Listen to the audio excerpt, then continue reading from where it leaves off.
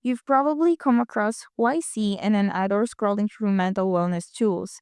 It promises to boost your focus, manage stress, and even help with ADHD through audio based guidance and habit tracking. But is it really helpful or just another app hoping to cash in on top your self improvement goals? Let's dig into what people are saying, but before we begin, quick disclaimer: everything in this video is based on publicly available information and personal opinion.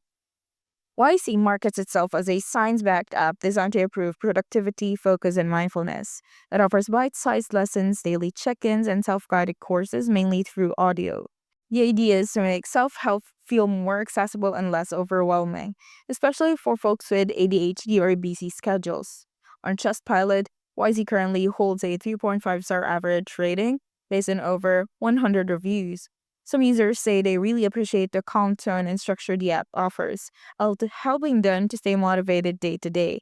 However, others aren't too impressed, saying it felt repetitive or not much different from free content you can find elsewhere.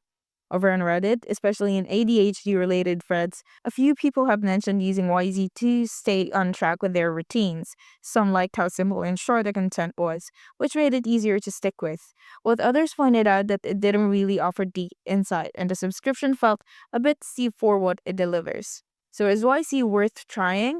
It's not a scam and it doesn't seem to help certain people, especially those who thrive on general structure and audio content.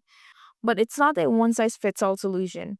If you're already using similar tools and or expecting major results fast, it might not feel worth the price.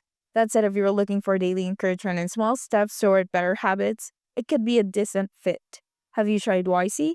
Share your experience in the comments, and if this one helped you out, decide, go ahead and like or subscribe. For more honest app reviews, no fluff, just facts.